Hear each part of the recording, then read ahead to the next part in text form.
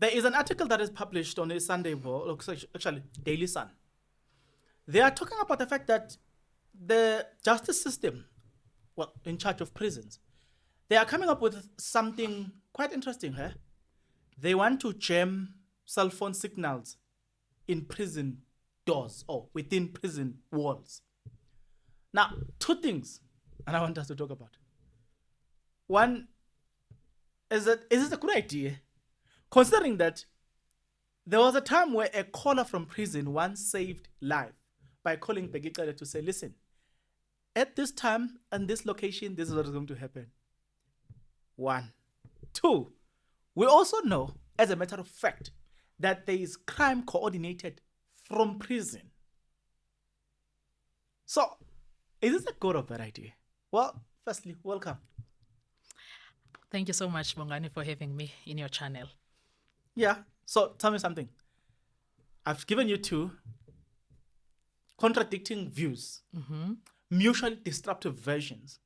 One is that a call from prison was made to Begicele. It saved somebody's life who was about to be who was about to be killed. We'll get into that story. Two, we know that there are even cash and transit that are planned from behind bars. People, hits are ordered from behind bars. So, is jamming of the signal good or bad? I heard about this jamming of the signal. I remember there was something, it was on the news, I think, about something that happened in Polsmo prison. There was a call that came out of Polsmo prison to someone. There was a building construction situation that was happening in Cape Town, and there's crime that happened there. And then that idea came with someone from that side to Kuti. They must be, the cell phone signal must be jammed. I am not sure how they are going to do this because aren't wardens also using cell phones? That's going to be interesting. Wait. Maybe you should finish your line. There's something you said that is very interesting. Maybe you should finish what you're saying first. Aren't wardens using cell phones, number one? Ne?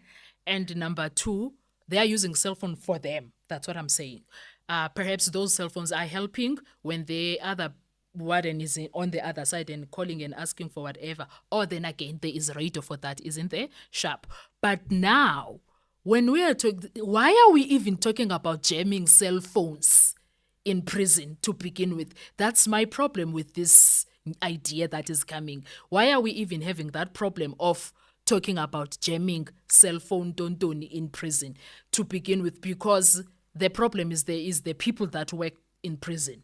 They are the ones that are giving prisoners cell phones. How the hell do prisoners get cell phones to begin with? Maybe the question that you're asking is, why are we talking about, why are we talking about numbing the pain instead of dealing with the cause of the pain? Yes. I will come back to this. Okay. You're saying this jamming of prison what thing happens because something happened somewhere in Cape Town. Do you have an idea? Because that story is very interesting. You were mentioning construction and blah, blah, blah. Just take us there a bit. Summary. There was a story it's also in the news that there was a coordination of a crime that happened. Someone in prison ordered people that were outside to go to a certain site to do a certain crime regarding, I think, was it for protection fee or something? But I'm not quite sure. But it was on the news. I didn't really follow through with that story. But I do know it comes from that incident that happened in Cape Town.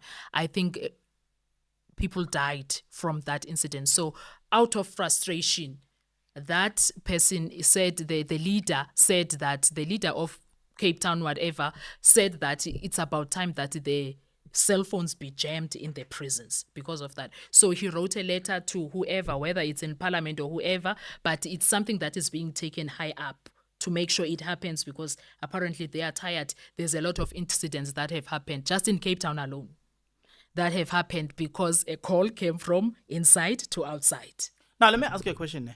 In South Africa, there was a joke during COVID-19. Somebody said, so the joke was like, they are going to insert a chip. So then this person responded and said, don't worry. We know they will give someone the tender and the person who will be in charge of the tender, he will eat the money and they will not maintain the chips. So don't worry. It won't work. We know. We know the story. You know, that was a joke, ne? Mm-hmm. But that joke, It's serious. all the truth in one joke. So I'm saying, you jamming the cell phone, what, in prison. Don't you think that it's going to take them less than 6 months to know how to bypass the jamming of that?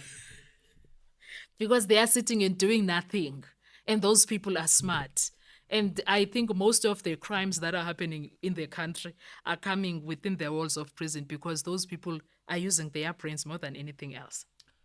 Speaking about crimes that are coming from there, I listened and watched most of the YouTube channel that deals with ex-convict stories, right? There's something that in fact, more than one person who have mentioned this, that in prison, some people go in there, get arrested and go in there. Whilst they're sitting together, then they ask each other, which crime were you convicted for? And then you start telling people your story. And obviously, you portray yourself as a hero in the story.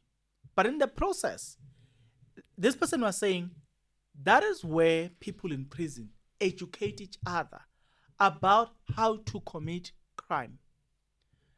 He said that in prison, when he went to prison the first time, he was doing a house robbery. He got inside. He was educated about a different crime that got him excited. So when he was released, he came with new tactics taught by the masters of that crime. He ventured into new criminal field. So what I'm trying to say is that these minds are idling, yes. And we know that. And we know that there are crimes that they don't need the participation of law enforcers. But we also know that for this jamming thing to work, for me, I would say you need the correctional service facility, local officials, not to be corrupt enough.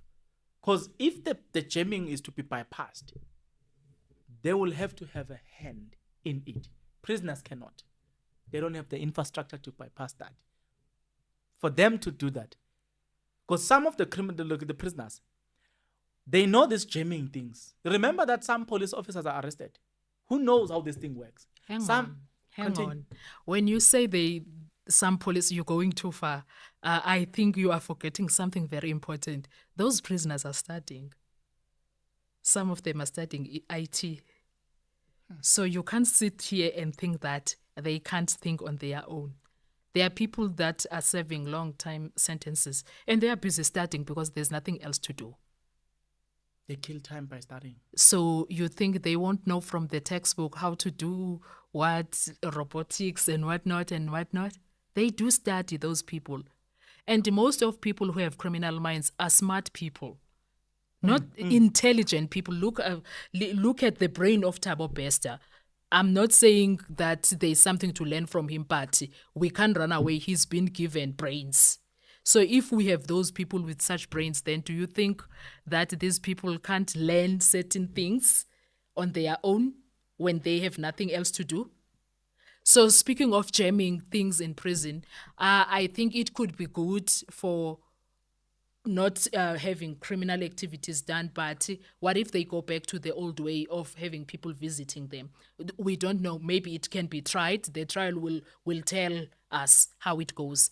At the same time, you're talking about bypassing and then correctional officers being the ones that are always messing up the program that is supposed to run things smoothly. So I think that is where the problem is. That's where they need to look. And also, before we even look at these constables, if we call them constable wardens, there is also a problem up there at correctional. So you're saying that the road is from the head.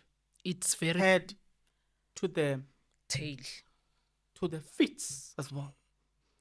That carries this mission. So, in summary, you're saying, because I'm trying to understand this, what good does it do? Maybe let's go to the story of a life that was saved. Right? Please, let's go to that story.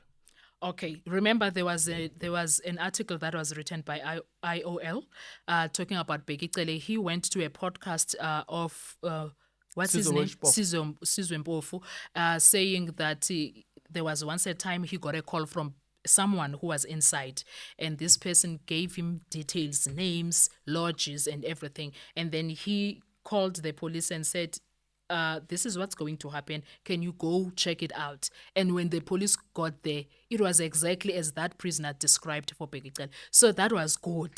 But for us to be even getting that good thing happen from a prisoner, why were the prisoners even having an access to even call and make that call to make that arrangement of that killing? In fact, in that story, they were supposed to kill a Inkosi. There were people at the launch with serious firearms, whom after after Bheki Cele received that call, he gave the information to Mkhwanazi.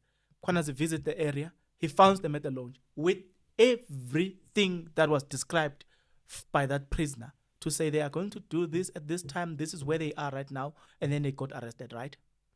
So, is jamming good or bad?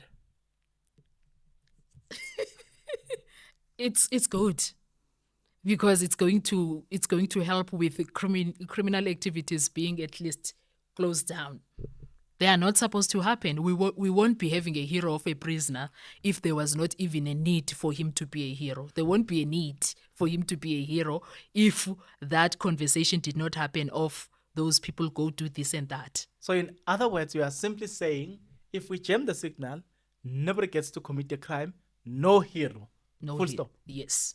Okay, now that's fine. So what I'm hearing is that it's a good idea. It is a good idea, but let's wait and see, because there is always someone corrupt enough to break the thingy. So yes, it's a good idea, but how long is it going to last in SA?